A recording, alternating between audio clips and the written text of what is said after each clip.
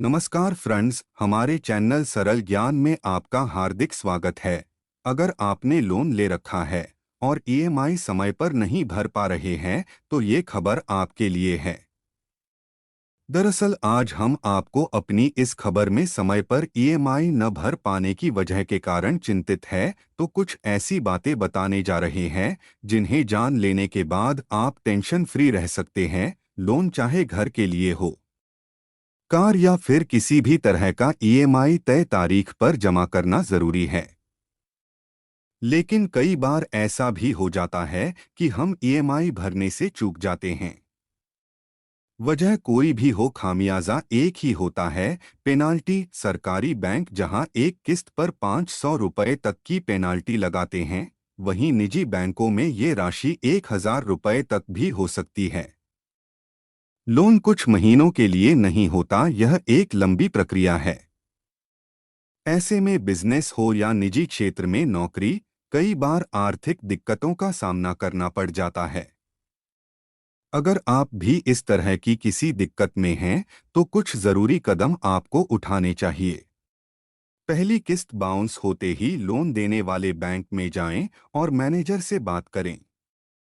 आमतौर पर मैनेजर अगली किस्त ध्यान से चुकाने की सलाह देता है। अगर आपकी दिक्कत बड़ी है, तो आप कुछ महीने के लिए मासिक किस्त होल्ड करने के लिए आवेदन दिया जा सकता है। बाद में पैसों की व्यवस्था होने पर रकम चुकाई जा सकती है। हालांकि इसमें काफी हद तक मैनेजर का विवेक काम करता है। एक, इन बातों का रखें ध्यान। ईएमआई चुकाने के दो तरीके होते हैं, एक एडवांस, दूसरी एरियर। अमूमन धारक एडवांस ईएमआई जमा करते हैं, लेकिन जरूरत पड़ने पर आप एरियर ईएमआई भी भर सकते हैं। लोन की किस्त की तारीख आमतौर पर महीने की शुरुआत में होती है, इसे एडवांस ईएमआई कहते हैं। अगर आप महीने के आखिर में किस्त चुकाते हैं तो इसे एरियर ईएमआई कहा जाता है। बैंक का कोई भी दस्तावेज बिना पढ़े या समझे साइन न करें। लोन की पॉलिसी और जरूरी दस्तावेजों की जानकारी लिए बिना प्रोसेस शुरू न कराएं।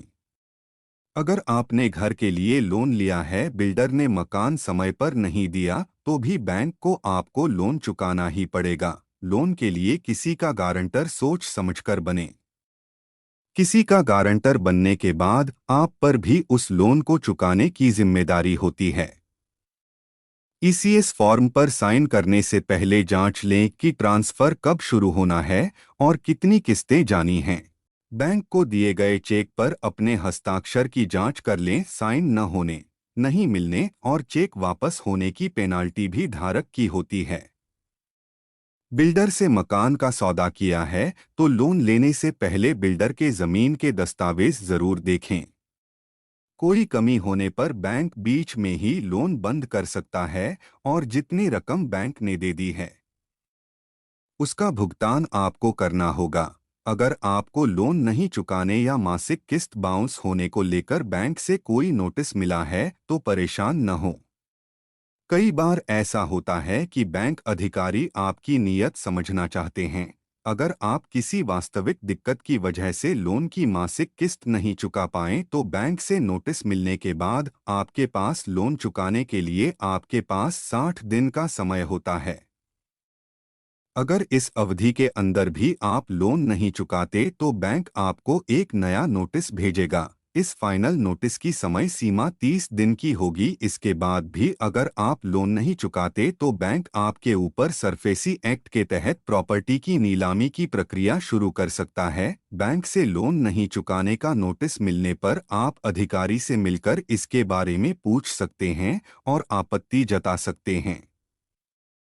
आपके सवाल पर बैंक अधिकारी को 7 दिन के अंदर जवाब देना होगा या इसकी सही वजह बतानी होगी। अगर आप अपने लोन की मासिक किस्त जल्द खत्म करना चाहते हैं तो ईएमआई की रकम बढ़ा सकते हैं। चूंकि आप अधिकतर लोन 1 साल से अधिक की अवधि के लिए लेते हैं, इसलिए वेतन में वृद्धि, बोनस मिलने आदि का सही इस्तेमाल कर आप ईएमआई की रकम आसानी से बढ़ा सकते हैं। अगर कहीं से अतिरिक्त आमदनी होती है तो उस रकम का इस्तेमाल लोन के प्रीपेमेंट के लिए किया जा सकता है। इससे भी लोन की अवधि घटाने में मदद मिलेगी।